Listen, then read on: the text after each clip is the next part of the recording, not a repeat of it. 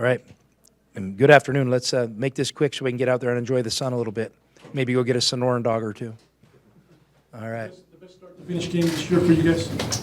Yeah, I think so. I think so. I genuinely think that, Wisconsin was, the best team we've played up until this point, just the way they're built and how they play. And, they're going to have a great season. And, every once in a while you go on the road and things unravel a little bit. And, our guys were pretty locked in and focused and made it really tough for them, and we made a nice run at the end of the first half and kind of got them on their heels a little bit. And then we're kind of able to play pretty steady in the second half and then maybe make it a little run there at the end. But all in all, I'm really happy with our performance. When it's like this, it's awesome. It's awesome, and it's so much fun, and it's so great for our team, and so great for the community and the university.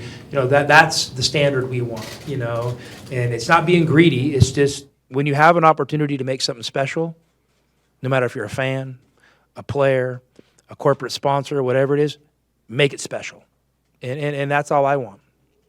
Guys like Pella and Umar talk about they're part of the Arizona family, they're part of the Wildcats family, so they feel, kind of the ghosts of the past from this matchup. They took that personal today. What does that say to you, the coach? Well, we spend a lot of time talking about our Arizona basketball legacy, and in this group right now, we're in the sun. The sun's shining on us now. The sun is set on some of the guys in the past, and it hasn't risen on our future yet. So we take it really serious, and it was really cool after the game. Obviously Steve just caught a good break and had a few days off, and they're in Phoenix, and he brought his whole staff down here. And after the game, we didn't have Steve talk to the team. He's talked to him enough. We had Bruce Frazier, Steve's right-hand guy and former teammate here, talk to the team, and that's really cool because, anyone who's worn our uniform, is a significant part of what we do, and we want to honor it. Not just the superstars and the big names, but the Bruce Fraziers, the Matt Muehlbachs. Those guys were good players, and it's an honor to have them in our locker room. And our guys, when they talk, our guys listen. Happy to see Pella be able to have a big scoring output after all the games where he's just kind of filling the stat sheet. No, Pella's one of these guys. He's going to give you what it takes to win, and he's a really good player who's coming into his own. I know how talented he is, and I think he's one of the better, wings in the country, and without dispute. And I think people are going to start to see that now, over the course of this season.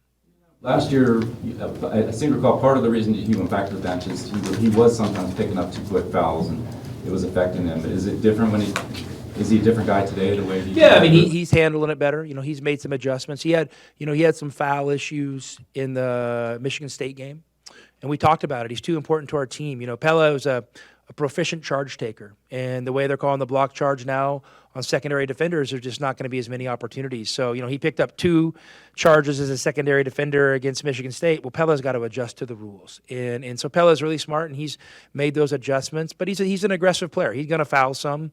He's tough. He's physical, and it's part of the deal. But I feel really good, being able to absorb a little bit of foul trouble with this team and play other guys. And I trust Pella. I played him in the first half with 2 fouls, and he was a huge part of our run towards the end of that first half. Coach, what's the biggest difference between last year's team and this year's team? I don't know. You guys can draw your own opinions on that. I just love this group. I love the force we play with. I love the depth we have. Obviously, I love the physicality, and it's been one of the best groups I've ever been around at executing a game plan. And that's been really cool. That's really cool as a coach because you and your staff spend so much time scheming and how you want to do certain things. When you have players that lock in and take it serious and go out and make it happen, that makes us look good. And it's all about them, but anytime we can put them in a good position, we're happy to do that. Rebounding advantage, particularly taking that edge away from them. How much of that is just effort in a game like this? Well, a lot of it's effort and toughness and grit and want to. And, we want to be a great rebounding team, and it's something I never take for granted. I never assume we're going to pound someone on the glass. You got to go make that happen because, I know that other coach is, addressing his team, and they're going to come out and they're going to go to war on the glass because they know that we do as well. So it's nothing I never take for granted. And today it felt like, we got them to miss some shots. I don't have my glasses, so I can't read any of these stats right now, but it felt like they missed a lot of shots, and it felt like we got quite a few of the rebounds. Your offense, obviously, but your defense continues to improve and get better. Today was one of those days where they just went at it. Well, I mean, our defense was great 2 years ago. Maybe better or as good as our offense. Last year, our defense was good, not great. I think we're back in the great category now. But again, like rebounding, it's nothing I have. You don't just show up and assume you're going to play a great defensive game. You got to go make it happen, and our guys are doing a good job of that now. Impact is KJ and Jaden making off the bench? But they're awesome. Hey, and Jaden is a tough kid. He's, battling a turf toe deal right now, and I could see him out there today not moving quite as good. Maybe that's why, I'm trying to maybe limit some of his run a little bit till we get him back to 100. He tells me he's 100. He doesn't look like he's moving like 100, but he does help. I told him, hey, you need to go take the baton from Kylan, and you need to go do a great job on number 23 defensively, and I thought he did a good job. And listen, KJ has played good. Every practice, every game, he's had an Arizona uniform, and he just keeps trending up and up and up. Your offense is one of the best passing offenses in the country. When you bring in, Shot the lights out. when you bring in new guys, is there like a conversation you have to have, like this is how we play offense, either in or out? Well, or- I mean, there's a lot of conversations you have, and one is we have a way we play. We have a way we develop players that we think is beneficial for our team and beneficial for the player. And so, we just harken back to that, and we're constantly talking about we need to be a team that enjoys your teammates' successes as much or more than your own. And so we want to be a team that shares the ball. And I told our guys today, I don't need any heroes. I don't need anybody to stand out above anybody else. But at the end of the day, I want people to say that Arizona basketball team kicks some ass, the team. And that's what we're fighting for. Your college buddy doing? Okay, probably not the time to talk about that stuff. We'll stay locked in on this game today. But, he's obviously going through a lot.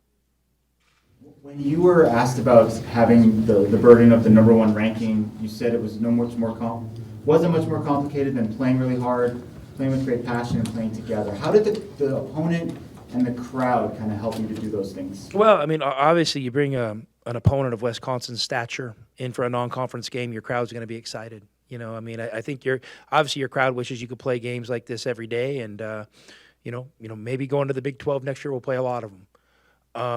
But scheduling's a little tricky. So you got to do the best job you can for your program to get it well positioned to get an at-large bid for the NCAA tournament. So the crowd obviously made a significant impact today.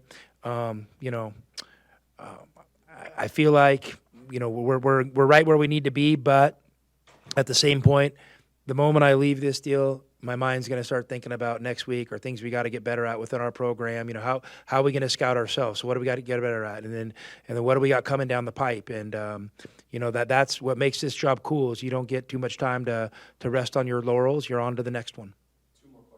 From my vantage point, it looked like a big part of the game plan was to dictate pace. I mean, with the ferociousness of the on-ball defense, how are you guys able to dictate pace, make Wisconsin a little frantic? I mean, I don't ever think about dictating pace. I just think about I think our guys want to get out and run, and we play a system that gets out and run. And I knew, I was like, okay, if we can go to battle with these guys on the glass, and they're sending out guys to the offensive glass, they got a decision to make with their transition defense, and we're comfortable. We're comfortable, very comfortable going 6, 8, 10 possessions in a row up and down. We have no problem with that. So, we're used to it. So I want to see if other teams are used to it and how they respond. And fortunate enough, we got in some of those stretches today where there were 6, 8 possessions where the game flowed pretty fast. I know you've spoken highly of Caleb Love and Tommy Ass, but is there any part of you that's surprised at his passing and his rebounding, just beyond his scoring? Caleb's a really good player, and I asked Caleb to come here and fit into this team and be a great all-around player. Because I know Caleb's going to play at the next level.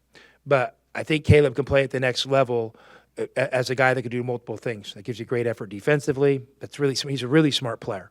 I mean, with scouting reports and stuff, he's really smart and he's savvy with all that stuff.